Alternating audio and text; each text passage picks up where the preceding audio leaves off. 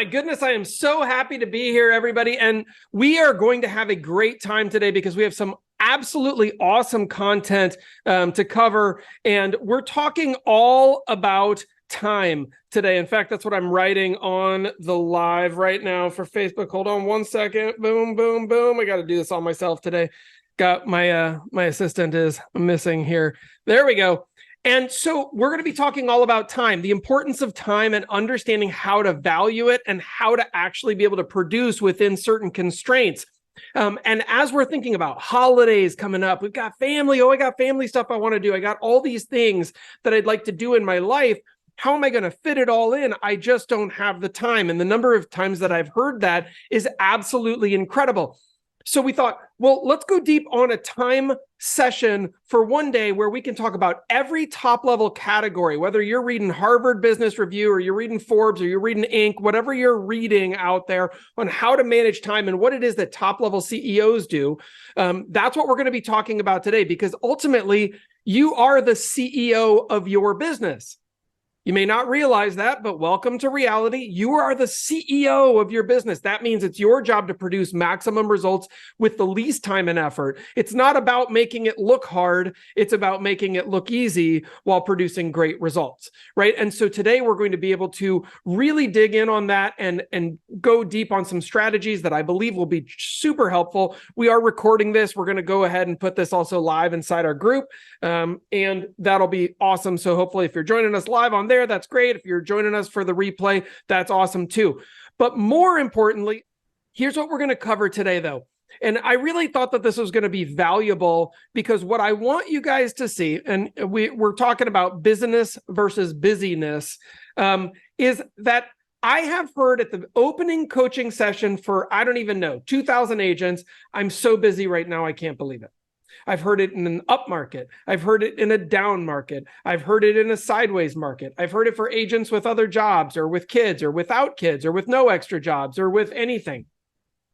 Interestingly, we all seem to be busy, but the question is, are we productive while we're being busy? So today, you're going to learn how to earn over $1,000 an hour.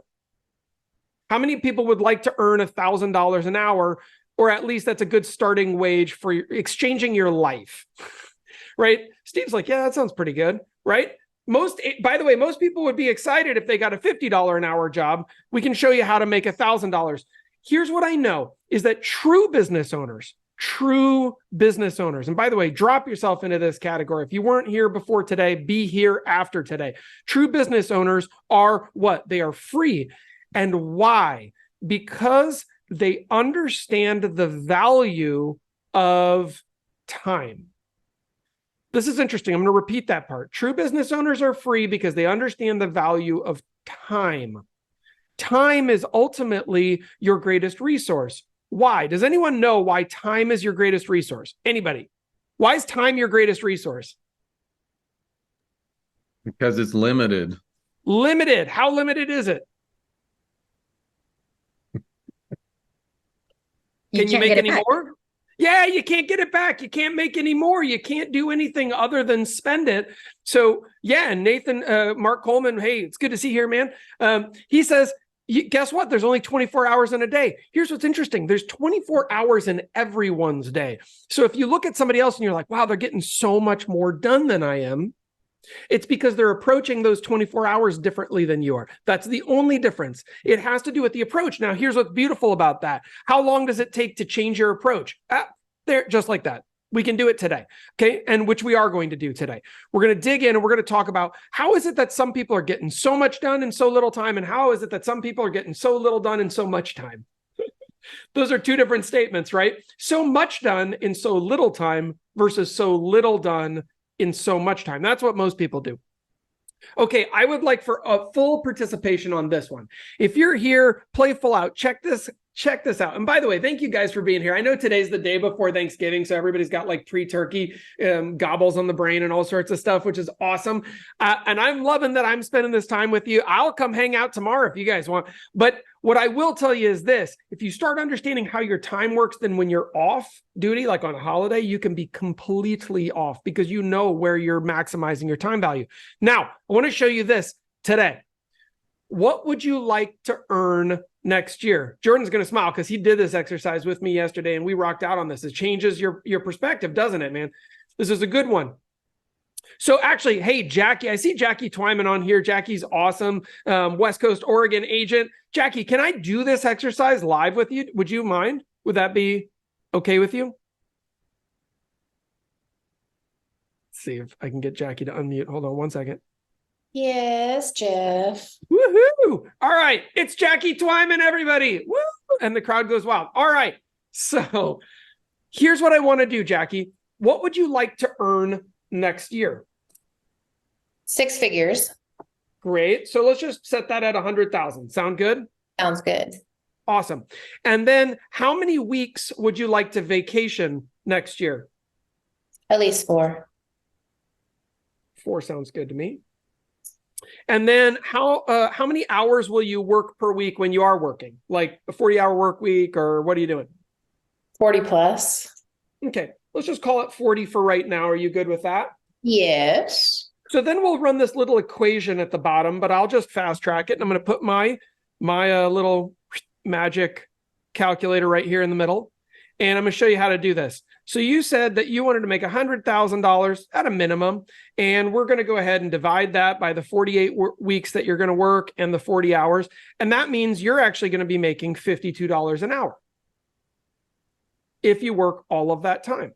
Now, I said I was going to get you to $1,000 an hour today, and we're going to talk about that because that's 20 times this. But here's what's exciting. A $50 per hour job. And check this out. That's kind of fun. Wait a minute, Jeff. I did it wrong. $130 an hour. Wait a minute, Jeff. There we go. All right. I knew I was doing something wrong. $130 an hour. So Jackie, let me ask you this. If I hired you for a job today and I said, Jackie, this is awesome. I'm super excited that you're working for us here at XYZ company. This is your job description. We're going to ask you to put in 40 hours a week, and we're going to review your performance at the end of the first week just to make sure you're a good fit for the job still. But you're going to work 40 hours this week, and we're going to pay you $130.21 per hour. Does that seem like an acceptable wage to you for doing a job for us? If I pay you $130 an hour, great. How hard will you work to make sure that you keep this $130 an hour job? Definitely hard enough to keep that money coming in. Right. That's awesome. And thanks for playing full out. That's awesome. And guess what? I will tell you, these numbers are really common. And in fact, how common are they? I didn't make any edits on this screen. This was just my next slide. That's crazy. Yeah. I've done this a few times. And so these are pretty common answers, right? 40 hours a week, 4 weeks off, $100,000 for the year. Well, so how do I know? Thank you, Jackie. How do I know to do this? Well, because again, done it a few times, but what's interesting to me is the hourly mindset that's required, because most people will say, oh, I'd love to earn this much money. But when they're working, they're doing things and feeling distracted and letting themselves go a million places that if they had a true job, a true job, they would never approach it that way. Right. And so what can we do differently? Well, that's what we're going to talk about today, is how to impact this over time. So we got to get our ducks in a row. First thing is we have to prioritize. And we're going to start talking about this big time today, because prioritization means looking at everything that we would like to get done and deciding what's more and less valuable, what's more and less urgent, what's more and less important.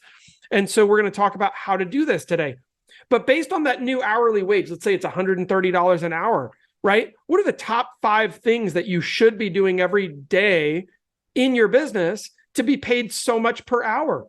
What's a $130 an hour job? Well, I'll give you a hint. It's anything that you couldn't hire somebody else to do for less than $130 an hour. Well, but I need to design my flyers. Okay, there's people on Fiverr.com who can design a flyer for $5. You're paid $130 an hour. For what? And this is what we're going to get down to today. We're going to talk about the sort mechanisms. One of my very favorites is what's called the Eisenhower matrix. We've talked about this on another session, but if you haven't started doing this in your life, this will change your whole life. And I put a little location of this matrix at the bottom there, but you can find one. Just Google the Eisenhower matrix and you'll find all sorts of stuff. But look at this. if I put things in these 4 boxes based on important, not important, urgent, and not urgent, or less urgent, less important, okay? The very first category down there in the bottom right is things that are not very urgent and not very important. What do I want to do with them? Delete them. Why? Because if they're not urgent and they're not important, why am I doing them at all? I need to remove that tree in my backyard. Well, there is no tree in my backyard. Well, it's not very important or very urgent because there's no tree in my backyard. So let's move on, right? What about things in our business? Gosh, I really need to color code everyone in my CRM. No, you don't. That's not urgent or important. Cut it out. Color coding, really? Tagging so you can use it, sure. So next up, then we would go over here to this box. This is our third least important, and this is where we're going to delegate. These are things that are less important, but they are urgent. So hear me on that. These are things that need to happen now. Maybe they're slightly less important, but they do need to happen. So we might want to delegate some of these or assign them to somebody else. At a bare minimum, we can delegate them to ourselves at a later time. I know that sounds weird. You're like, well, I don't have an admin, Jeff. That's okay. That's okay. But delegate them to future you, right? Future Jackie can do that. Future Jordan can do that. Future Steve is going to nail that. That's awesome. Make that future Steve's problem, right? But don't make it today Steve's problem. Today Steve has $130 an hour stuff to take care of. Next, schedule. I know I just kind of said schedule, but that's if you don't have delegation. Scheduling, however, is also what we're going to use when things are less urgent and important. So something that I definitely need to get done, this is going to rank slightly higher on the prioritization list, needs to happen, but it isn't very urgent, great. And then last, we should do these things right now if they're urgent and important, right? And we're going to talk about what's called the 2-minute rule in just a few minutes, ironically enough. But that will also tell us how to sort things to the very, very top of the prioritization list. Now, check this out. This is super important. What do I do with my goals? Well, listen, first off, write them down. Because according to Journal of Applied Psychology and studies done at Harvard, everyone came up with different statistics, but this is the worst one of all of them. Harvard said it was over 90%, by the way. This one says you're 42% more likely to achieve your goals if you simply write them down. Simply write them down. You increase your odds by 40. Can you imagine? Athletes, by the way, do steroids to achieve 30% results. You guys, writing your goals down is doing steroids for business. I just want to give you that perspective shift. Writing your goals down, you might be still thinking to me like, yeah, really? Just do it right now. Turn to your side, grab a piece of paper. My goal is blah, blah, blah, 100,000 next year. That's great. That's a goal, right? Whatever it is. But write that goal down and do not lose it. In fact, I would advise you to keep it somewhere visible all the time and check in with it on a regular basis. I'm going to go through quickly some of these because some of you have seen some of these items before. This won't be new to you. SMART goals, you do want all of your goals to be specific. Why? Because otherwise, what are you shooting at? It's hard to hit a target you don't know about. Measurable, right? Why do we put the bullseye rings on the target? So we can keep score. Keeping score is how we know if we're making progress. Achievable, I'm not going to sell 1 million houses next year because that's silly. So the goal needs to be achievable by someone. That would include you. Relevant, right? I don't say I'm going to breed 300 turkeys. If I'm in real estate, I talk about real estate related goals. It needs to be relevant to what I'm trying to accomplish. And then time bound. By when? By the end of the year, by the end of the month, by the end of the quarter, by the end of the week, by the end of the day. Right? Those are specific time-bound goals. Now, I'm going to go into a couple other goal-setting strategies that you guys may or may not be fully aware of, but what I can tell you for sure is that we have a great advantage when we're starting to think about how do we set up our goals and how do we approach them. And I'm going to show you exactly what we use for this. First off, I like to reference Locke and Latham's goal setting theory. So if you're not familiar with this, I'm going to introduce you to some of these topics today. You don't have to remember what everything's called, but just remember the idea. This stuff can change your life. Because if you're saying to me, listen, I'd love to get more done, but I've only got so many hours in the day, Jeff. First off, that's victim behavior because there's 24 hours in the day for everyone, including people doing 7 million times as much as you. So they're just using their time differently than you. So allow the information to wash in and challenge your existing beliefs. It's the only way to grow, right? You can't believe you're doing it all right if it's not all going right for you just yet. So Locke and Latham's goal setting theory says this. It says that specific and challenging goals lead to higher performance and motivation. How many people have said, I'd love to feel my passion come back? Oh gosh, I'd love to feel passionate, or I'd love to feel, really motivated, but I'm having trouble finding my motivation. Interestingly, Locke and Latham, these are some researchers, they literally said they tracked this amongst athletes, high performers in every field, right? Everybody who's high achieving of something. And what they found was goals that really push you to have to stretch a lot, those goals are more inspiring for humans to a point. They also found that there's breakage past a point, right? If Steve sets his goal to sell 100 houses just himself, no admin next year, boom, that's big stuff, right? That's a huge goal. It's achievable. If he sets it to 500 homes next year, no admin, he will get demotivated very quickly. He's set it outside the realm of possibility, and now he's set himself up for disappointment and failure, right? And that's stressful. There is a concept that a lot of people talk about with stretch goals, but the thing we mainly want to talk about here is that they must be achievable, because if they're not achievable, then they won't be perceived as attainable, and that will demotivate you.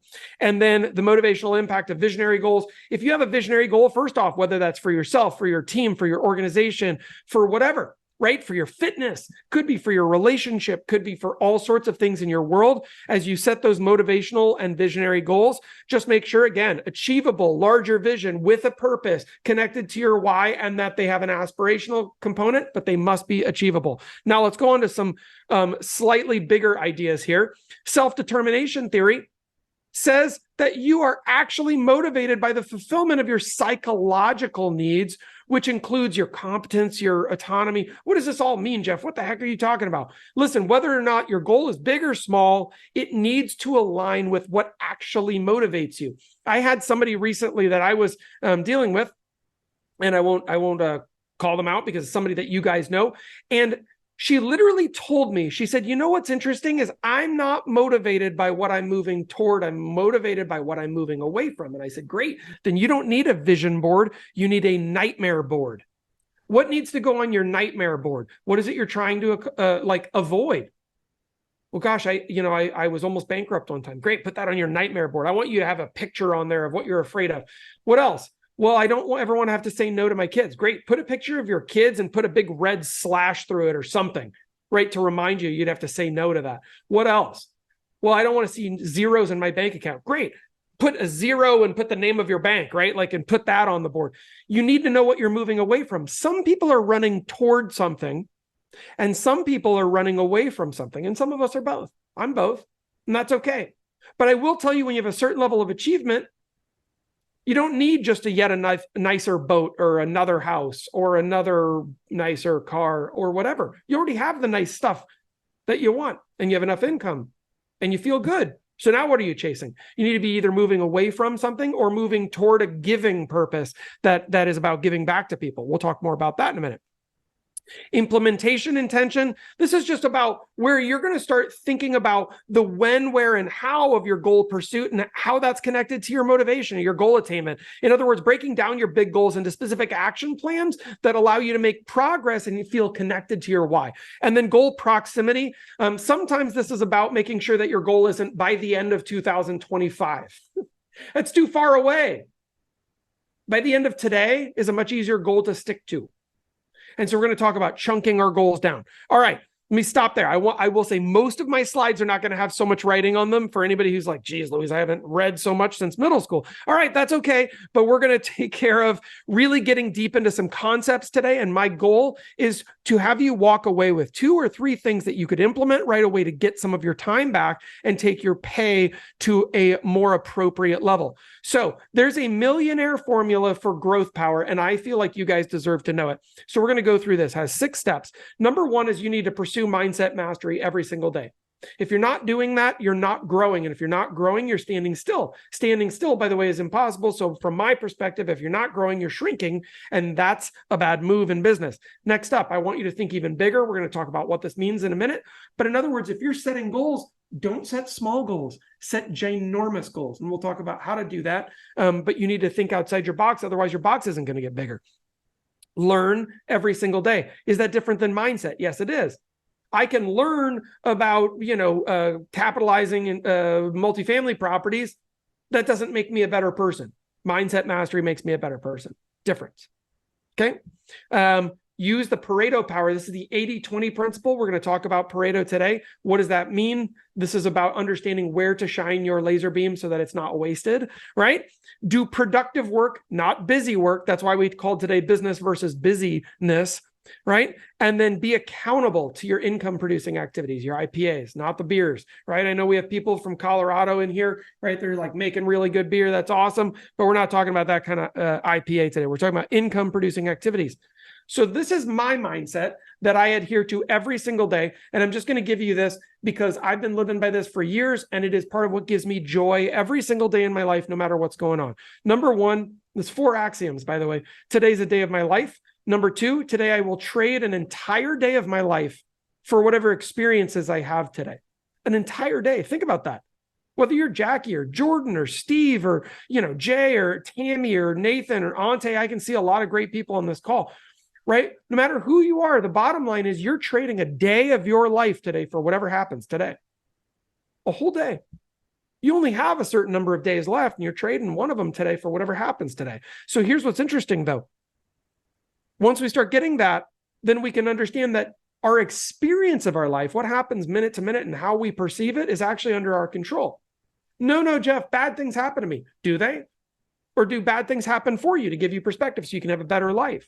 Right? We can look at things differently, and the things that we look at will actually change. So then why would we ever have a bad day? Because if today's a day of our life, we're trading it for experience, and the experience is under our control, why would we have a bad day? And we're going to talk about how to make our time make more money for us today. That's the whole entire purpose. So when we were talking about having bigger goals, one thing I want you to think about is what would it take for you to 10x your goal? So if I was talking to Jackie, I would say, wow, that's a really cool goal. And we would go through an entire exercise together. What would it take for you to accomplish that? And she had said 6 figures. Great. Boom, boom, boom, boom, boom, boom, boom. Let's look at those numbers. But then I would say, let's 10x that goal for a minute. What about 7 figures in this case, right? For you to make $1 million next year, what would that take? And let's think through it. And let's go to total breakage until you're just like, I can't even imagine. I have no freaking clue. Right? I don't know. I'm falling apart. But if we think bigger, what's interesting is we will come up with different solutions, different actions, different answers. When you ask better questions, you get better what? Answers. And so if you want better answers, you have to ask better questions. All right. So these are some time-saving techniques. Now, we talked about time savings. Why? Because if you save time, that means your time is more valuable by default. If you are not putting so much time into something, then you are not chopping its value into smaller pieces, meaning your dollars per hour goes up. If you want to make $1,000 an hour, spend fewer hours. That's one way to do it, or make more money, right? But if you make $1,000 a year and you do it all in 1 hour, then you made $1,000 an hour. You only worked an hour though.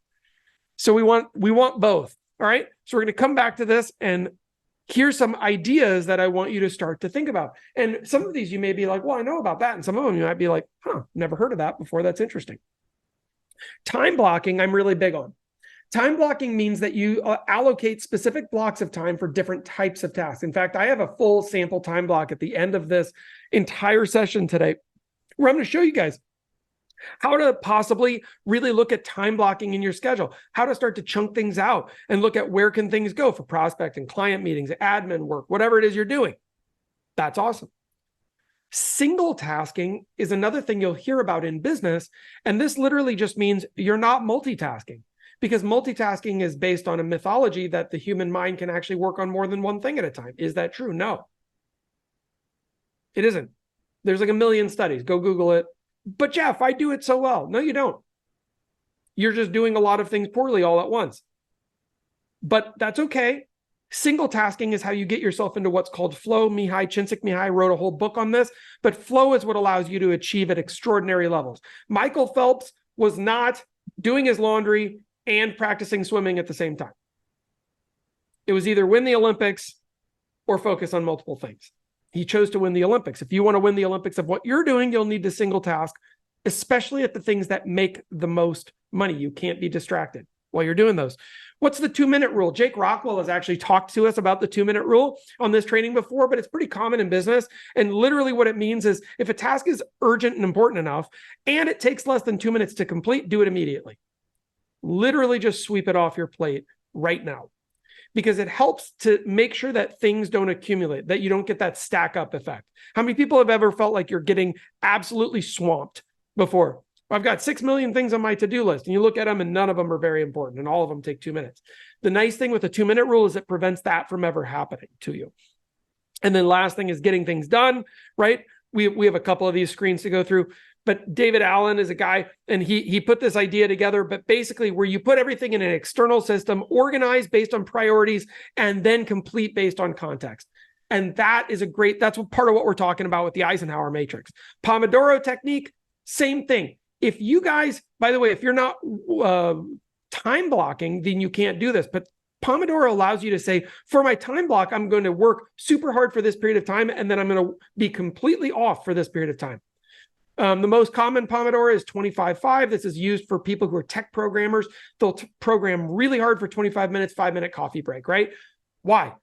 Because your brain needs off time.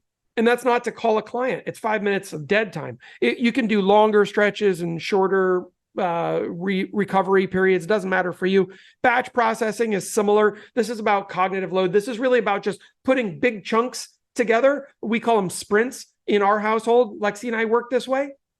And so we'll do things in sprints. What is it that we want to get accomplished? Great. Let's give ourselves 3 hours to do it. Let's go bananas. Here we go. And when you go bananas for 3 hours, can you get a lot done? Yes. Anyone ever tried to pack when you only have 5 minutes to pack before a trip? Somehow you managed to get it done. It was going to take you 3 hours. Now it took you 5 minutes. Congratulations, right? You have to finish that repair addendum right before you're about to go on vacation. It's the fastest repair addendum you've ever put together in your life. Why? Because you gave yourself a limited period of time. Eating the frog. If you ever read Brian Tracy's book, really great book called Eat That Frog, literally about putting the most challenging and important task first thing in the morning. We're going to talk about that in a moment when we come to time blocking.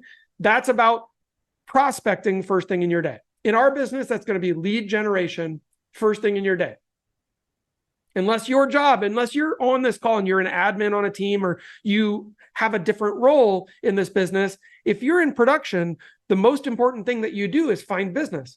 Because if you don't find any new business over the next 12 months, how's your business look? If you have 0 new business come in, your business will fold. So we have to make sure that that part is taken care of. So that would be our frog. Eating the elephant is about when we have an approachably large, we're eating all these weird animals today, right? Eating the elephant, though, it's a metaphor. And it literally means when you have a large task, it's really just a lot of smaller, manageable tasks. So don't get overwhelmed. Jackie's like, I got to make 100,000. That means I got to close. Oh my gosh, so many trains. And there's so much to do. And my heart, right? And then you start sweating. That's not good. Ultimately, anything that's huge is really just a lot of small things done fairly well. Not even great. You could probably do them medium, B-, C+ even level work, right? And probably still accomplish them and be okay. Zero-based calendar means some days you need to get project work done. So your calendar needs to have no scheduled activities on it so that you can be all in, turn your phone on to do not disturb, and go bananas on whatever your thing is. If you've ever had like a CRM reset day, right? Where you're like, I have so much chaos inside my CRM, I need to go in there and get it all fixed. You need to not have any distractions on that day. And that's a zero-based calendar day. And then Alpin method. This is just about aiming, listing, prioritizing, executing, and nudging. Jeff, why are you getting so many different ones? I want you to know that the business world has been tackling time management for decades. Right? Probably forever, but certainly in the recorded history of business excellence for decades, we've been studying this stuff. Here's 4 more. I'll give you these really fast. Parkinson's law. These are the last 4. Parkinson's law states that all work expands to fill the time allotted for its completion. So if you give yourself 5 hours to write that listing contract, how long is it going to take? 5 hours. That's right, Jordan. Right? But if you give yourself 25 minutes to finish that listing contract and it's like do or die, how long is it going to take you? 25 minutes. Probably if you give yourself 15 minutes, it might be scramble time, right? And you might be like, maybe you're sweating a little bit by the end, but how long did it take? 15. Maybe you break the 15 and you only go to 20 minutes, but it didn't take 5 hours. And that's what's interesting about Parkinson's law is that things will take as long as you allow them to take. Has anyone ever spent 4 hours designing a flyer? I have. Or a website, or a logo. Why? Because you allowed it to go that long. That's on you. It's not on the task, but we blame the task, right? What do we tell our friends? Oh, I had to redesign my logo today and it took me 6 hours. If I was your friend, I'd be like, why the hell did it take you 6 hours? Right? That's insane. Give yourself 6 minutes for that. The RACI matrix, all right, this is just about responsibility, accountability, consultation, and information. This is really about clarifying roles and responsibilities if you're running a team. So if you're running a team, check that out. Go Google it. That's awesome. Some of this is just for you to screenshot today so you're aware of some of these concepts. The Swiss cheese method, this is about tackling big tasks by breaking them into small, manageable pieces. You might recognize that very similar to eating the elephant. So it's slightly different, but it also makes progress more achievable because you can have benchmarking along the way. And then mind mapping. This is where you take something, you draw a big circle for your main project, and you start mapping out all of the separate little component categories. Now, why does this stuff all matter so much, Jeff? Because what I've experienced is that every single person that I talk to who gets a ton done every day can talk to me about each of these topics. So you might be thinking, how does this help me? It helps you if you help yourself to what I just gave you. It was all right there. We'll go through it again later if you want to screenshot it, or this will be available on the recording. But why does it matter? Because top producers are aware of this stuff.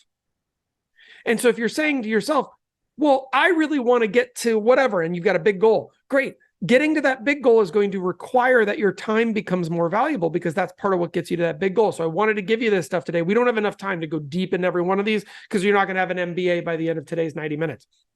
But guess what? Who cares? I don't have an MBA either. I just read a lot of books and then I remember what I read. The Pareto principle we talked about earlier, and it states that 20% of your effort will produce 80% of your results. I'm going to repeat that because sometimes this one gets missed and it's so important. 20% of the crap that you do is producing 80% of your money, which means 80% of the crap that you do is a waste of time. This is true for everyone. It also goes to organizations. Google knew this. I'll tell you how they approached it in a minute, but they knew that 20% of their employees were producing 80% of their gains as a company. So every year they fired the bottom 10, sometimes 20% of their employees, and they hired people who would have been at the top.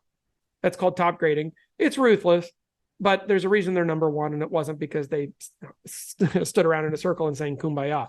And so guess what, though? What does this tell us? We need to identify what's our 20%, because if we don't identify that, how are we ever going to do this and then achieve leveraging this? And by the way, there's what's called a compounding Pareto, which is in this little 20% that's producing our 80% of our results. We could figure out what the 20% of the 20% is. Jeff, that's making my brain hurt. Yeah, I know. But it's called compounding Pareto. And the reason it's important is because eventually, if you go 3 cycles, you're down to less than 1%. Producing over 99.9% of your results. Holy moly. It's called an inverse correlation, right? Means as this one gets smaller, this one gets bigger. That's a really important thing for us to know. We're going to talk about how to use that in a minute.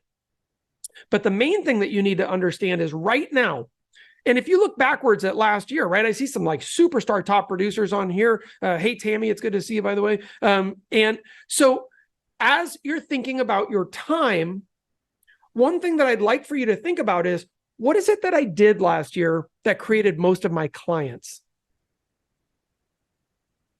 And if the answer is nothing, fine, then go back a year, because eventually you're going to find what it was that you did that created those clients, and that's your 20% activity.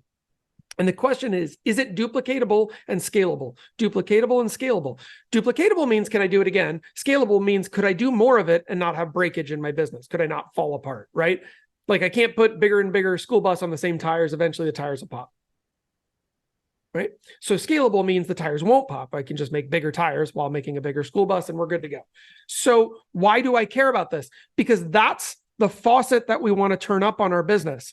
We don't want to turn up the busyness. We want to turn up the business. Because you can leverage busyness off to other people, but you can't leverage the thing that's going to create the most money. We need to have a faucet that we can turn on to create more, whether it's leads, whether it's people raising their hand and saying, hey, Tammy, come list my house, or hey, Steve, I need to buy a house tomorrow, right? Those are the good leads. Not like, hey, I'm unemployed and I have a credit score of 4, but I sure would love to buy a house 17 years from now. That's not a great lead. I don't need more of that person, especially not today. So what is it that's going to create the greatest effect size gains in our business with the least time? So we have to look for this, and there's exercises you can do, but if you go out there and you type in Pareto principle, how do I identify what my 20% is? You'll find about 1 million different ways to really dig in on figuring out what your 20% is. But it's there. I promise you it's there. For most agents, by the way, it's calling their past clients and keeping in touch. It's calling their sphere of influence and asking for referrals. It's doing open houses and door knocking, right? It's the basics. It comes right back down to the fundamentals of real estate. Now, if you're running a bigger organization, maybe it's calling expireds and for sale by owners. Maybe it's leveraging paid marketing, whether that's social media or video marketing. Maybe it's creating YouTube content. If you're going bananas on creating a YouTube channel and you really want it to grow, then that needs to be purposeful, but you need to track it so you can know if it's part of your 20%. And if you want to rotate it into your 20%, you'll have to be thoughtful about that. Now, let's come back over here to our slides. So calendar magic. Now, what I really want is for you to answer for yourself. You don't have to raise your hand because right now we're not trying to call people out. But how many people on the regular use a calendar, preferably a digital one, for every single day for what you're doing? I'll raise my hand because I do. Lexi does. This is how we run our life. We use our calendar for everything. There are no mistakes or accidents. It is not some free-for-all of chaos. I've done that approach before. It doesn't work very well. We use Google Calendar. Why? Because it's the most commonly accepted and it integrates with the most other platforms so that we can use other technology tools that integrate with our calendar, like Calendly and others.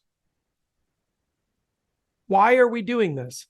Well, is it because if it's not in my calendar, I'll forget about it? Not necessarily. I probably remember most of my things. But because it allows me to maximize my time. I can say this 30 minutes is for that. This 30 minutes is for that. This 15 minutes is for that. This 2 hours is for that. And I can break down an entire day and I know exactly what's coming up. I'm going to talk about exactly what we do every single day to look at our calendar and maximize it for the next day, and also how to clarify and refine your calendar every week. By the way, one of my favorite activities is to look at my week in advance and say, how do I cancel 50% of what's on my calendar? 50%, Jeff, how would you do that? Yeah, you do it. If you had to, you could do it. So that's what's interesting. You have to. First thing, though, is you need to be able to see your schedule, because seeing is believing, and this is how humans process data. So if you're not looking at a calendar, by the way, just change that immediately. Trust me, start using a calendar. Go to Google Calendar, get yourself one. You need a Gmail to have a Google Calendar. There you go. You're done. Review tomorrow, tonight. What does this mean? It means every single night right before bed, look at your calendar, figure out what your wake time is, figure out what your morning's agenda is. Give yourself plenty of time to enter the day rested, relaxed, motivated, meditated, whatever it is that is part of your starting process, and ready to go for your very first obligation with full energy and authority. Next, live to your schedule. This means nothing happens by accident. Why don't I miss appointments? Because I don't. Because I just look at my calendar. It's not hard not to miss an appointment or be late all the time or whatever. Some people do that stuff, right? If you're one of those people, you're like, oh, I'm just late to stuff. Yeah, don't be that. Fix that. That's a mistake. Okay, you will achieve less. People will trust you less. Your business will be smaller. So stop it. Show up for things. Be early, because early is on time is late, and late is unacceptable, right? Welcome to the military. Schedule non-negotiables in advance. Non-negotiables. What's a non-negotiable, Jeff? Should be lead generating in your business. Unless you don't need leads because you have so many that you're going to be able to do 100 deals a year for the next 15 years, you need to lead generate. So this needs to be in your calendar or it does not exist. If it's not in there and other things are, you won't fill it up with this, right? The big rocks have to go in your calendar first. We call it the big rocks because you think big rocks and sand. Sand is all the little stuff, but that can go around big rocks. But if you fill your jug with sand, you can't put the big rocks in anymore. So you got to do big rocks first. Speaking of big rocks, family time, you time, joy time, happiness time, relaxation, de-stressing time, whatever you're going to call it, me time, right? Little bit of sudsing in the bathtub time, whatever it is for you, that's got to get scheduled. It sounds a little less sexy and romantic when you say it this way, but I just promise you, if you start to protect some time, then you won't wonder where all of your time went. When I have family time scheduled, I turn my phone off or my do not disturb. If you guys have tried to call me during those times, your text messages go through, your calls go through. I'm just not looking at them yet. I'll look at them later. If you're on fire, call 911. Works that way too. Works for real estate deals, by the way. Time slot your most important items, and we'll talk about how those time slots work. Okay, let's keep going. What is an IPA? We talked about it's not a beer earlier. We're going to define this really quickly. It is a sliding scale. So you must ask yourself, as you're looking at everything on your calendar, whether or not it's going to do an open house or prepping for the open house, preparing the marketing materials for that open house, or setting out the signs. You're going to want to determine how IPA is it. What is this IPA again? Income producing activity. It means it's an activity that if you do it, you'll produce more income. So I always like to ask people, on a scale of 1 to 10, how high on likely to produce income is calling your past clients? And they might say, well, that's like a 9. Awesome. What about polishing your shoes before the open house? Like a 0. Okay. Maybe a 1, right? Some people might care. Let's give it some street cred. What about finishing your paperwork? Well, it could be 4, because it builds reputational advantage with your current clients, right? So we can rate them, and that helps us to understand how our priorities work. But if you just ask, is this important? It's too vague. Is this likely to produce income? It's less vague. Now I can understand. Leading KPIs versus lagging. These are your performance indicators, key performance indicators. Leading simply means the things that are likely to produce a result. Lagging means the results. What is it that most agents will tell me, right? Hey, Jordan, how was your business last year? I sold 27 houses. That's great. Is that a leading result or a lagging result? It's a lagging result. It tells me what happened as a result of things he did. But if I said to him, what did you do that produced those 27 results? He'd start giving me all the leading indicators. And interestingly, in our business, the things we want to have scheduled and tracked are leading indicators. How many conversations did I have is more important to me than how many deals did I close last month. How many deals I closed last month is a little bit like talking about my football stats back in high school, right? Which for me were terrible because I didn't play football in high school. Right? But if you're a football guy and you're like, yeah, back in high school, man, it was varsity and I did this, that, and that. And I'm like, dude, you're 54. What'd you do yesterday? Well, my knee hurts and I got 700 pounds now. And I'm okay. Well, then, geez, Louise, you're not in shape, are you? So guess what? What's more important to your life today? A leading indicator. What are you going to do today for your health? Fine, let's bring it back to business. What are you going to do today that will produce the result you'll be bragging about in 10 years? Listen to that question. What are you going to do today that will produce a result you'll be bragging about in 10 years? Man, if you can answer that question, I am telling you right now, even if it's possible for that activity to produce a result that you will be bragging about in 10 years, it's not guaranteed, worth doing. In 1 year, in 1 month, tomorrow. I'm okay with all those. But let's come back to this. Okay. So this is leading versus lagging. So you always want to focus on those leading. Remember that you won't master what you don't measure. So measure your results as you go along. This is super important. The number of agents, how many deals did you close? About 9. About? Did you lose track on the way to 9? Like it's fingers only. We're not even on toes yet. You should be able to count to 9. So about is not an answer. How many deals did you close last year? What was your average price point? What was your average commission? How many calls did you make per week, per month, per day on average? What was your conversion metric? If you don't know that stuff, fine. That's okay. When should you start? Today. That's why we're talking about it. It's okay. The point of this call is not to beat yourself up. The point of this call is to grow. Guess what? I heard all this information the first time at one point in the last 10 years. And I was like, oh crap, I suck at that. Right. And then I just had like this little internal like laugh because I was like, I'm going to get so much better if I can just master this one thing. Holy moly, one thing that'll maximize my life and give me so much of my time back. Jeff, did you get a lot of your time back? Yes. Yes. It's crazy. Learn to say no to time wasters. How many people feel like, have you ever had that experience, right? Just raise your hand or internally, whatever you want, just say yes out loud. Like, have you ever had that experience where you say yes to something and immediately after you say yes to it, you're like, oh, I suck. Why am I doing that? What a waste of my time. Right? You're listing clients like, I really need to get that wall painted. You're like, I'll paint it for you. And then you're like, oh, geez, Louise, what am I? Come on.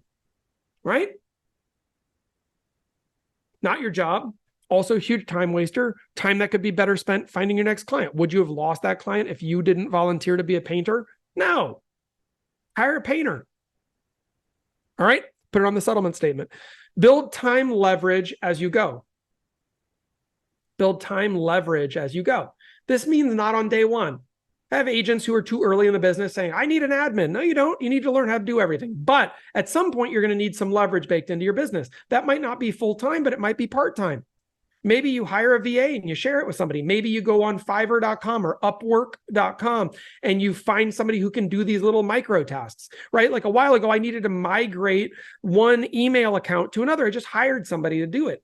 Why didn't you do it yourself, Jeff? Because it was worth the $40 for them to go do it. It would have taken me 5 hours to figure it out, but my time is worth over $1,000 an hour. Well, I can hire them for a lot less than $5,000, so I'm good.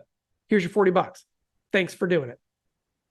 Okay. These folks are all over the world. They're going to help you. And most of them will do a great job. Look at the reviews, by the way, before you hire somebody. Don't hire somebody that doesn't have reviews.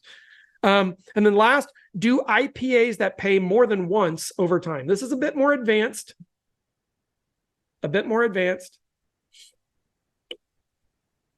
By the way, this would be just keeping in touch with your past clients. That's an income producing activity that pays more than once over time. How many people love it when your past clients call you up and they say, hey, Steve, you did such a great job for us. We're getting ready to buy another house and we need to sell this one. We want to use you for both. Oh, and by the way, our Aunt Kathy, she needs to buy too. And we're going to have you work with her. And then our cousin, Samantha, she needs to buy and she's down in Florida and we know you're not licensed there, but can you find us a great agent? Holy moly, I just got paid a lot of times for one thing. Yep, that's great. That is great. Okay, this is something you want to be thinking about. That's a bit more advanced, as I said, but anything that you can do that pays more than one time for one time's work is worth doing, right? That's awesome. It's like building your organization at EXP works that way. Your CRM. Now, we're going to talk about this because I find that CRMs can be a humongous distraction for agents. Gosh, if I could only maximize my CRM, then everything would be perfect. Really, that's not true. And the reason I know it's not true is there's giant teams that have terrible CRMs and they're doing a lot of deals or no CRM. I have a friend who's a solo agent who works with 3 admin, has no CRM, does everything from cell phone and calendar. And does almost, what was it? It's like 100 to 250 transactions a year, something like that. He's awesome. How? Organized, very clear on what's actually producing that result. So let's go into that. Okay. CRM is about reducing and reusing. Why reusing, Jeff? Well, because remember, we're going to put our past clients, our database, anybody who knows you or knows about you or thinks that they might know about you or just liked your website at some point. We're going to try and get all those people in there. Ultimately, every single person who lives in your town, that should be your goal. Really? Yes. That's my answer, at least. CRMs aren't magic, though. Follow-up is. I always have people, what's the best CRM? The one that you'll actually use, but not every day and not in a time-wasting way, right? We're going to talk about setting it up once, putting people in and forgetting about it. That's it. Okay. So you need to build your database like it's your job because it is. But your database simply means putting people in there and getting them set up on what? Market reports. So we're going to set up basic automations. We want a buyer drip, a seller drip. We want basic market reports, those types of things to be able to happen inside our. Now, by the way, if you're at EXP, you already have KV Core. You don't need to go out and buy anything. KV Core does all of this for you. And is it hard to set up? Nope. Liz Boisvert did an amazing training for us on that. She does this training for all of EXP and go back and watch it. It's inside the communitycenter.com. That's incredible, right? She breaks it down. You want every single person in your database, no matter how distant they are from you, to be hearing from you at least once a month on an email drip. Some people are like, isn't that too much? Dude, I'm registered for some of the top marketers out there. Go register for Frank Kern, by the way, if you ever want to see somebody email you 3 times a day. So don't do it, by the way. It's a joke. But Frank will email you so much, but he's one of the top digital marketers on the planet. Well, why isn't he burning through his email list? Because he's got a great way to get people to subscribe. So he knows that he will get more sales if he reaches out more often. Is 3 times a day too much? Yes. In real estate, it is. Once a week is the most I would do. Is once a week too much? I don't think so, to be honest with you, not anymore. Based on how weak email has gotten, you could send a market report once a week and people would be happy about it. Some people will unsubscribe. Don't take it personally. You need to cross promote using your CRM. Now, this one's a big one. I know my boy Jordan is on here. He's building his YouTube channel, right? Building your YouTube channel. Now, imagine this. Can you use your CRM to send a text message? Yes. Can you get the shortened link to your YouTube video that you just posted and text it out to absolutely everyone that's in your entire CRM? Hey, it's Jordan with eXp Realty. I just did an awesome update on the real estate market. I wanted you to check it out. You do that maybe once a month, text to everybody. Boom, drop it on all of them. Well, but I've got 6,000 people. Great, 6,000 views on your YouTube channel might help your deliverability. Do you see how we're cross-promoting to increase views? Now, what about this? What if we did an email immediately after that text message went out that went to all the same people? And the email said, hey, Nathan, I just wanted you to know I sent you a quick text from my company line, just letting you know about this new YouTube video. A ton of people are saying how helpful it's been for them to know what's going on in the real estate market right now. If you have any questions, give me a call. My name's Jordan, your real estate guy. Thanks so much. Rock and roll. And that's it. That's called cross-promoting the same content. Why am I doing it? Well, I need YouTube views. The more YouTube views I get organically, the more organic views I'll get without paying for them. This works on any channel, but YouTube's the best one for this right now. So could you build your database to build your YouTube channel? Yes. Could you build your YouTube channel to build your database? Hey, if you like what I'm doing here, subscribe, and also go over to this quick little landing page. If you'd like free weekly updates on your market, type in your information. Here's where to go. And it's in every single description under every single one of your YouTube videos. That's called cross-promoting. It's where your things are pointing at each other. Okay. I want to make sure that's a really, really big one right now. You could think about 10 things that might point to each other, right? It's really important. Set up market reports. This one's in KV Core. It's on the right-hand side when you're inside, like looking at a specific person inside your, what do you call it? Your CRM component. So if I'm looking at my lead and her name is Jane Doe, right? I go over to the right-hand side, I scroll down, it says add market report. I could add it for the town, the zip code, doesn't matter. If I just know that they're in the city, right? Whatever it is, Seattle, Washington, then I type in Seattle, Washington, hit enter, hit go every 7 to 14 days, whichever one you want, and let it rip. They're going to hear from you once every, whatever you just said, 7 days for the rest of their life while they're in your CRM. Does that matter? Yes. Will they open most of those emails? Nope. They're going to hit delete on almost every email that you send them, except the one that reminds them that you've been keeping in touch, and then they call you because now they need to buy or sell a house. That's the goal. It's not about the 185 emails that they deleted. It's about the one that they kept and called you based on it, right? How many people have ever dropped off a flyer and you find out 2 years later that person's had it on their refrigerator for 2 years? The same effect with their email, I promise. Okay. And then lastly, offer something free and cool. Free and cool. What's free and cool? Hey, we're doing a client or a VIP event over at the movie theater. We're all invited. I'm doing this big thing, right? That would cost money. What else could be free and cool? Hey, I just wrote a new ebook, or I just did this new YouTube video all about what's going on in the real estate market and how to navigate. Or I just did a video called Why Not to Sell Your House Right Now. And then you break down why it's okay to sell right now, right? That would be a great clickbait kind of a video. That's fine. Is it valuable? Yes. Would they view it as having value? Yes. So again, whatever it is, but you're just giving free value. It could even be, I used to do this. I went to the local ice cream shop. I asked them for free ice cream coupons to send to all my clients. 1 per customer. Okay. Why would they do that? Because the kids get a little free ice cream cone. Mom and dad come in, they buy 18 sundaes, right? That's fine. Here we go. Measure it. If you don't watch the dials, look at that. That's an airplane on the right. If I didn't know what any of those dials do and I take over mid-flight, how's this flight going to go? Right? Oh, the humanity, people running around on the ground if it's a cartoon. Otherwise, it's pretty grim.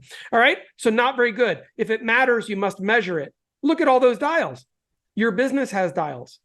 Those dials are called numbers, and you have to know them in order for your business to work. I've had this just beaten into me by every coach I've ever had, to the extent where I absolutely know for a fact that I am watching the numbers of my business every day. I look at them multiple times a day.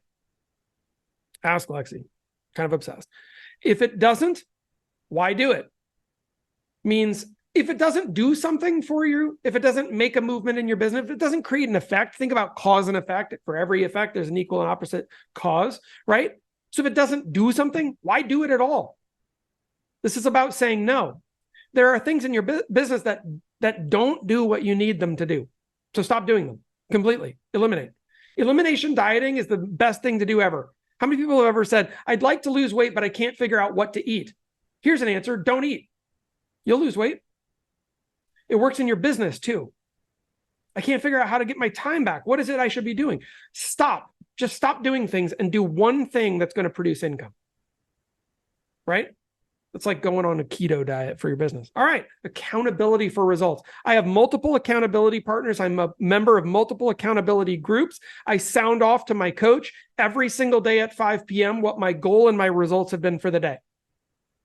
Every single day. Okay. I take vacations, but outside that, well, do you work on Christmas? Sometimes. No guessing. Guessing isn't an answer. So think about this really quickly. If I called you up right now and I said, hey there, hey, it's good to hear your voice, Jason. I was curious. What was your volume last year on the last 12 months? And he goes, well, I think it was about maybe something around something. Yeah, then I know that he doesn't know, which is okay. It's not about judging the person in that moment, but should you know what the dials on your business are if you'd like to be able to grow your business? Yeah.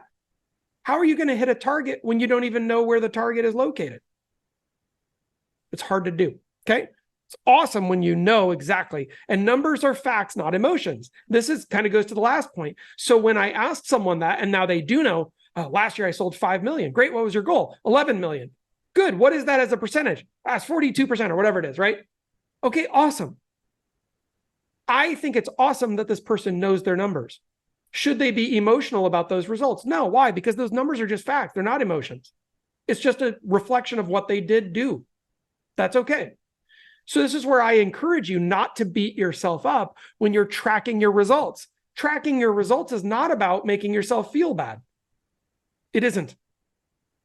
When I am in a swing where I know I need to lose weight, I start texting my weight to Lexi every single morning.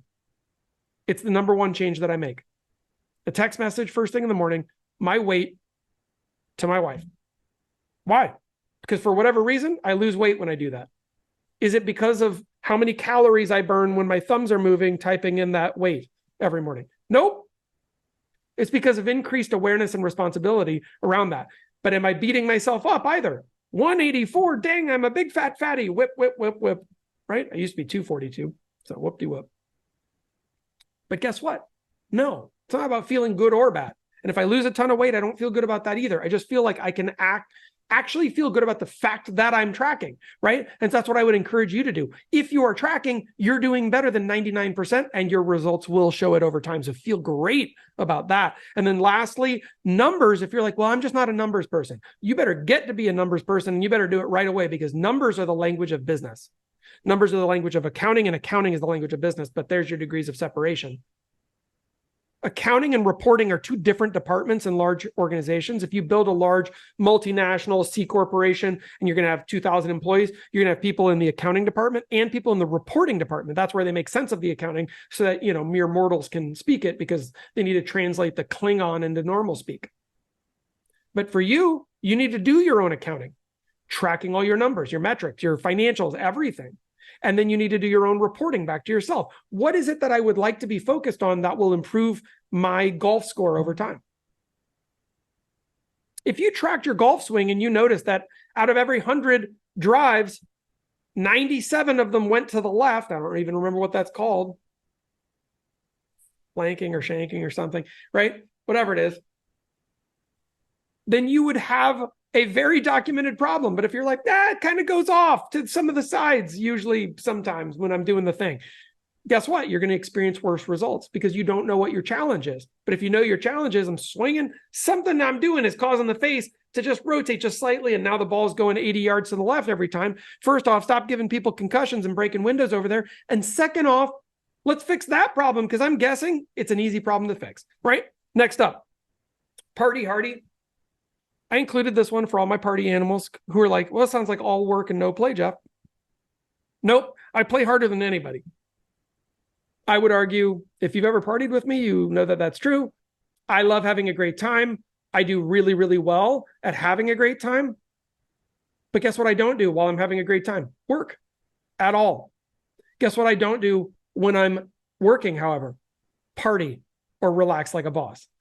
I don't mix them, but I do both of them like I'm trying to win the Olympics. If I'm at a party, I'm rocking that party. I'm having a great time. All right, let's talk about it then.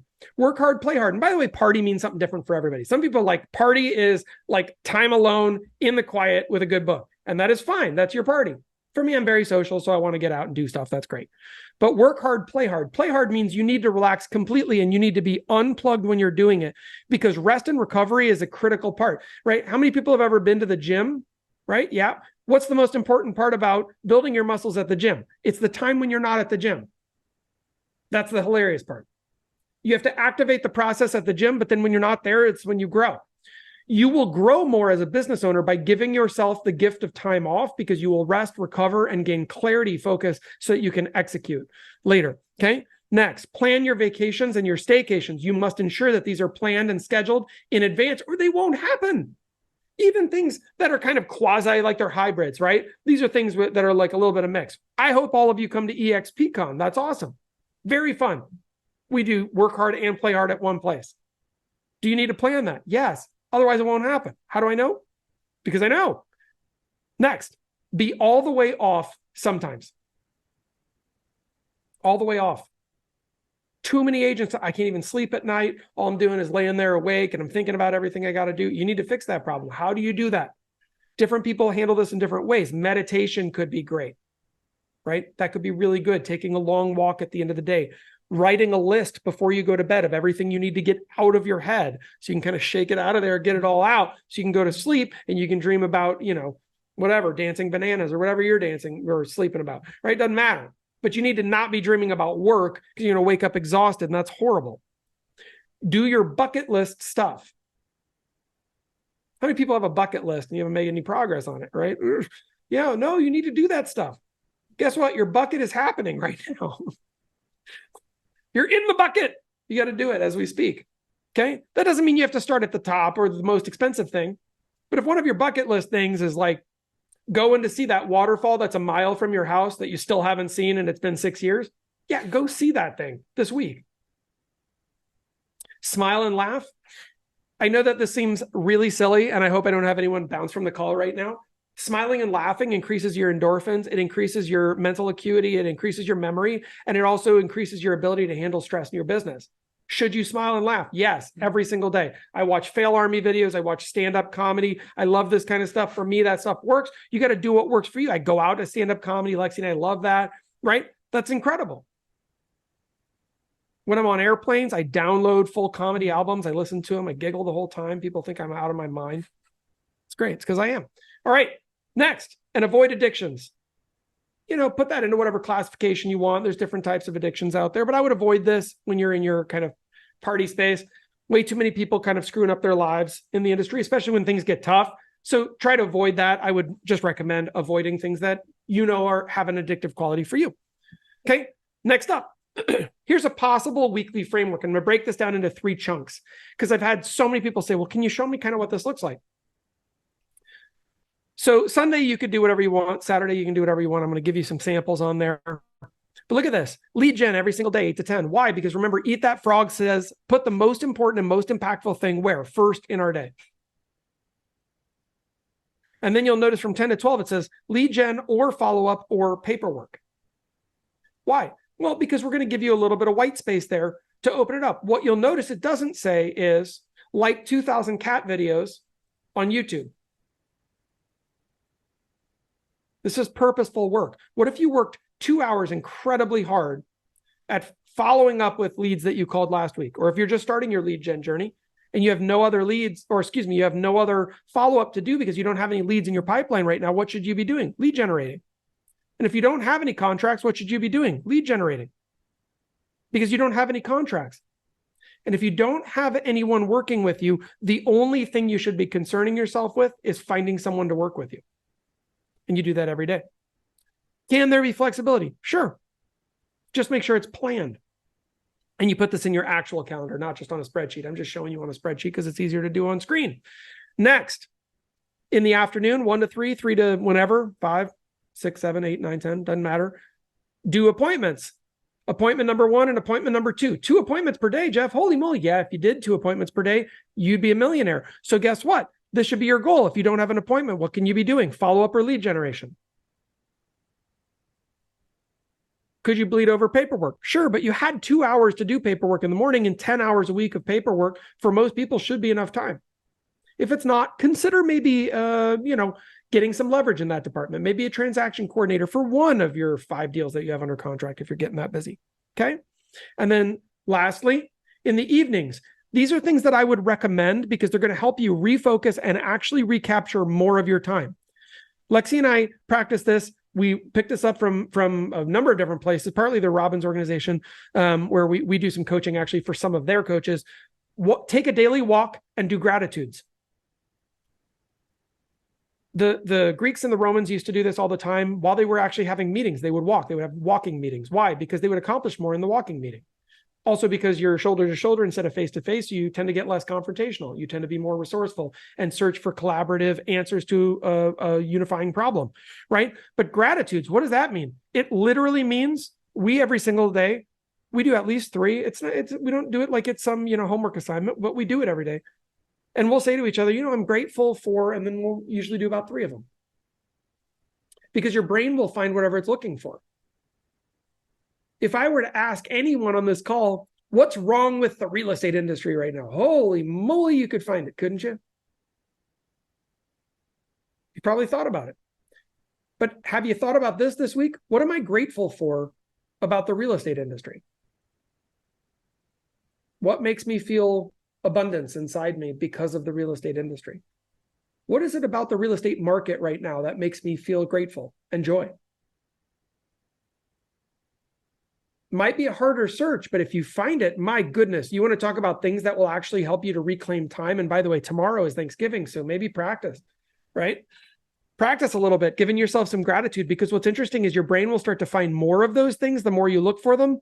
And as you get in the habit of doing that, what you'll find is you tend to be more focused on things that make you positive. Well, what's amazing is we tend to attract what we are. If you find that you're not attracting much business, maybe it's because your mindset isn't very attractive to other people. You may not feel that way right off the bat, but it's interesting how much that will impact your results, right? And so I want you to be thoughtful on this. And then lastly, every single day before the next day, review the next day's schedule, right? If you have a partner, great, do it with your partner, wife, husband, whatever you got, right? And if not, do it with your dog, your cat, right? With yourself, doesn't matter. Look at my calendar every day and I say, tomorrow morning, I've got an appointment at 8:30. Great. I'm going to get up at 7 because I want to be able to do this, this, and this before I've got that appointment. So I feel rested, refreshed, motivated. My mind's in the right space. I want to be 150% on that call. That's important to me. Okay. So I can look at that and I can plan ahead. But if I don't do that, then every single day is an avalanche of chaos hitting me in the face because I didn't look at it the day before. We've all had that moment. Just don't do that to yourself. How do you do it? You take 10 seconds. This takes 10 seconds. And then you set your first alarm. By the way, I also set like 5 alarms. This is part of my thing. If I know I have 3 important calls I have to connect on tomorrow, I set an alarm for all 3 of them. An alarm on my phone for all 3 of them for 10 minutes before. It ensures I don't miss any of them. I know exactly what they are. And now I'm set. That's awesome. It makes you feel so good. Now you can go into your day with freedom in your brain because you're not feeling stuck on things. All right. I've got a couple more things to share, and then we can do some Q&A if you guys want. Thank you for hanging in with me on this. This is awesome. And my goal today is to make your time more valuable, which includes this time, hopefully. All right. Additional scheduling considerations. Number one, these are things that may need to make it into your calendar every single week. YouTube and or video recording and or post-production. If you're building your channels, and you should be, by the way, building a YouTube channel, we've said this again and again and again and again and again and again and again and again and again, right? Should you be doing that? Yes, great. Okay. If you haven't started, start. But what else? It takes time. I would recommend you do all those shots in one stretch. Well, but what if I need to change outfits? That's great. Change tops. Who cares? That's fine. But create them all at once. It's going to make your time more valuable because you're not having to set up, tear down, set up, tear down, set up, tear down. Set up once, record a bunch, tear down. Or don't tear down. Social media management. If social media is kind of creeping into your day all over the place and you're social mediaing all over yourself, don't do that. How do you do this? Set it in one time block. I'm going to spend this 30 minutes powerfully being impactful on social media, or this, give yourself an hour, whatever you want. But if you find that social media is occupying 3, 4, 5 hours a day, holy guacamole, don't do that. There's things that you could be doing like lead generating for your business. Some of you are like, that sounds super mundane, Jeff. That sounds kind of boring. Yeah. Success is boring. Nobody said it was going to be exciting. What's exciting is the piles of money at the end of the success. Okay. That's the exciting part. Doing it is not exciting. Doing 12 million laps in a swimming pool was not exciting for Michael Phelps. I was using him earlier, so I'll use him again. Tend to overuse him. But he blew my mind at the Olympics a number of years ago when he won whatever it was, 200 gold medals, right? That guy just knocked everybody out of the park. How did he do it? It's not because sitting in a swimming pool every single day was so exciting for him. He was driven by the result that he wanted to achieve. So I love that for us. We need to be driven by the result that we want to achieve, not by the behavior. The behavior of being a successful real estate agent, I'm going to give this to you right now, is boring. Boring. Hi, Sally. We closed a deal last year together. Super great to hear your voice. How are things going? That's awesome. I was just wondering, who do you know who might need to buy, sell, or invest in the next 12 months? I sure would love to work for him. That's boring. That's not fun. If you want fun, become a professional skydiver. All right. And then lunches with past clients and vendors. Maybe you would need to schedule those. There's a little drive time, maybe a little bit of sit down time. Could those things be very valuable? Yes. Should they be in your calendar and be planned out? Yes. Should you have a goal number for them for every week? Yes. I know I was talking with Jason recently, who's on this call, Jason Giles, amazing team leader out of Oregon. Jason was telling me he's scheduling a certain number of appointments per week with agents, also with past clients. That's incredible. Could that be really meaningful? Yes. Is that lead generating? Yes. Does it still require time to set those up? Yes, but that would go in your lead generating behavior because you got a bucket to fill. Why do we have 2 appointments per day? Because we got buckets we need to go fill, right? That's our bucket list in our business. So lastly, and this last thing I'll mention on here, please remember that your time equals your life. Literally, if I say 1 hour of your time, that is 1 hour of your life. Life happens in real time, always moving toward the end. The end of your life is also called death. That's an inevitability for all of us. So don't waste it. That's really important. And the more this starts to actually sink in and you really can capture this and put it right in the center of what you're doing, then you don't get fearful about coming in and really driving and executing at the top level of your game. Right? When I show up every single day and I know that like today I need to make 20 conversations happen. This is part of what I'm doing today. It's literally on my to-do list right next to me. It's awesome. And then I can track my results. I've got some results already tracked here for the day. Woo! All right.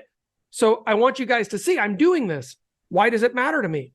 Because I know how much time that's going to take me. I know exactly what time blocks I have to do it in. Right after this call, I have another time block. So I'm going to finish this. I'm going to get myself a little bit more water. And then I'm going to come right back up here, strap on my earbuds, sit down with my phone, put my phone on do not disturb, and make phone calls. Why? Income producing activity. That's what I'm doing.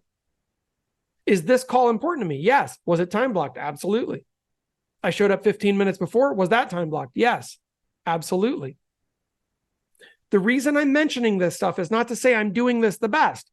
I'm simply saying I'm following people who I believe are doing this the best, and you should be following them too. Let's all follow together, because if we can increase our time efficiency by 10% will actually increase our results without adding an expense. And an expense might be, I have to spend 10 more hours, right? If I talk to Tammy and I'm like, how many houses did you sell last year? And she says 60. I'm like, wow, that's incredible. How many do you want to sell next year? 120. Awesome. And you worked 40 hours a week. Are you going to work 80 hours a week to accomplish 120? No. So something has to change usually there. I'll have a lot of agents tell me that they're working 40 hours a week. And if we do an internal audit on what's really happening in that time, there's a lot of farting around and working for Facebook and working for Instagram and, you know, doing some other things that maybe aren't as purposeful as we would love for them to be or to believe that they are. So if we can clarify that stuff, do some elimination, and then refine where's our money actually being made in our business, we can get rid of all the dumb crap. And for me, that has been incredibly powerful. As you continue to build your business, I would say a regular audit once a month, once a quarter, where you say, I need to take a look at my schedule and make sure that I'm not getting out of control here. Make sure that I'm spending time every single day doing my income producing activities at the beginning of my day. I can see it in my own calendar. It's obvious. If you looked at my calendar right now, you'd be like, okay, I can tell what matters to Jeff because it's scheduled, man. It's color coded. It's gnarly looking when you look at the day, but it actually reduces my stress load. I don't wonder what I'm doing. I show up for work, I work hard, and then I'm done. Because when I finish my day, I know I finished everything that needs to happen that day. Have you ever gotten to the end of a day and been like, I feel like I did a lot, but I don't feel like I did a lot? You know what I mean? I've had those days. Those days are the result of not planning the work and then working the plan. And so I really need you guys to know that this is an achievable challenge, right, for us to accomplish. Desiree even says, thanks for being realistic. I know why so many people want to ignore the fact that we're all moving towards death. Yeah, right. Holy moly, your life is valuable. Here's something that's a little scary. Every single day that you go on in your life gets shorter. Tomorrow, your life will be shorter than it is today. How do I know? Because you're one day closer to that.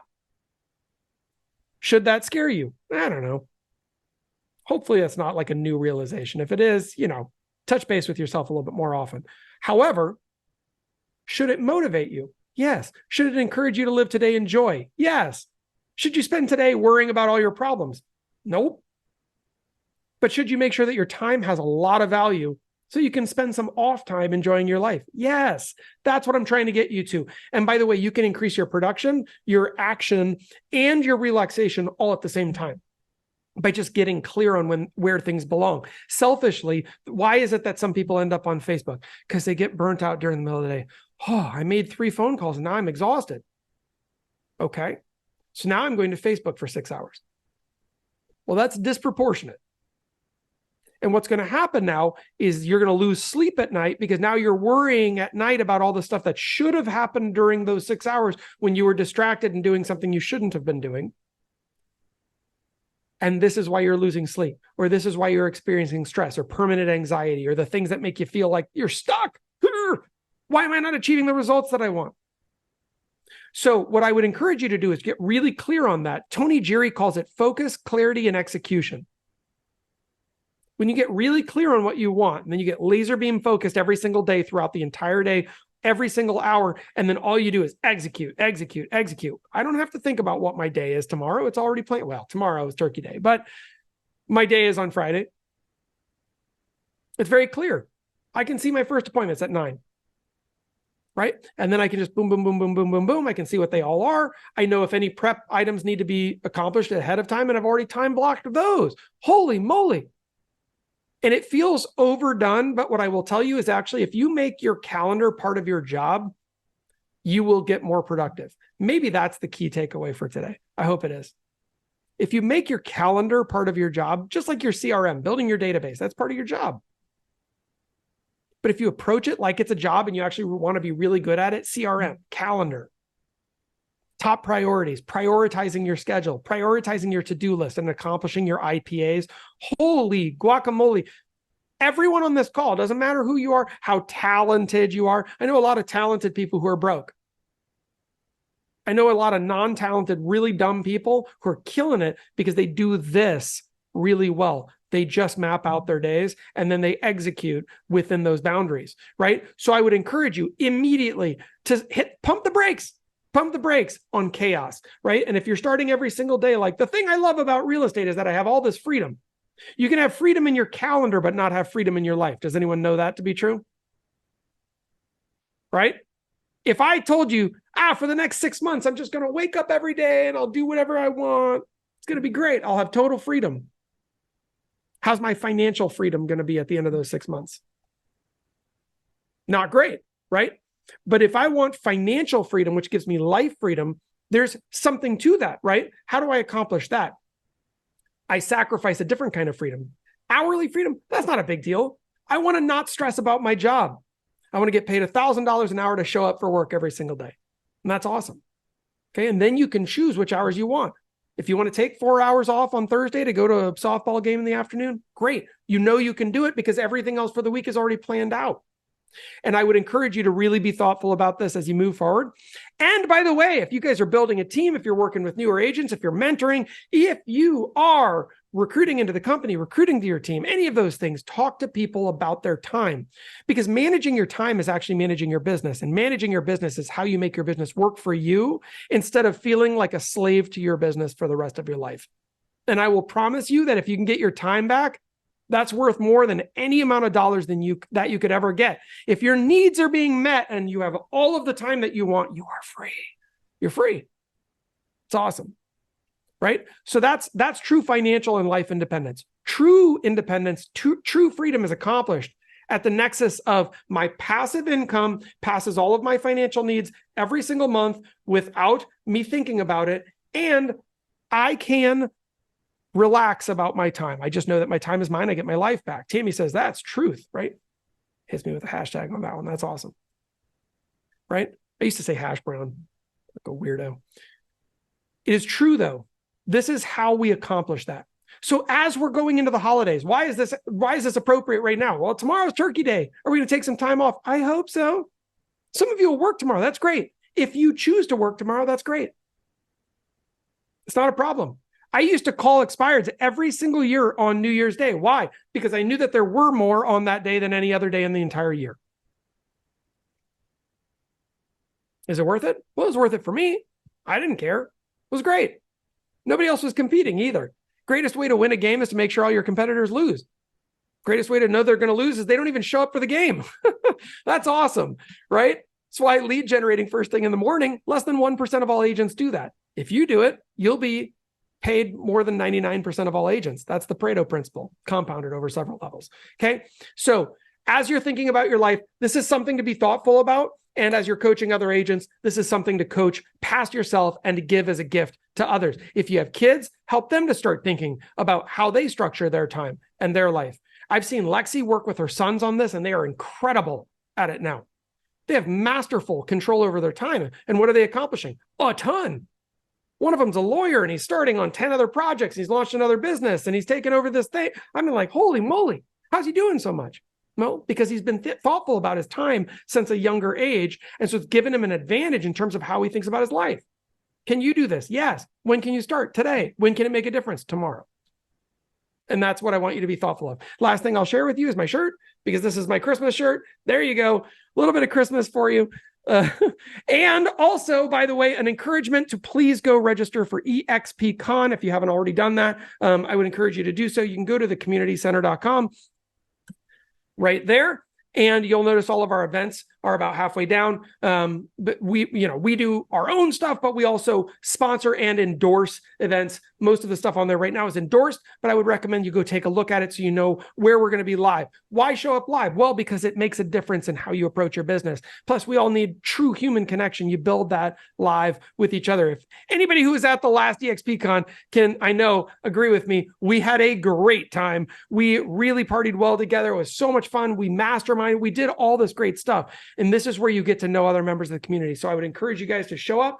Really, really good stuff. Thanks for being here, everybody. And, EXPCon, the next one's going to be in Miami. All right. So that's a really important thing. Thanks for that reminder, Lexi.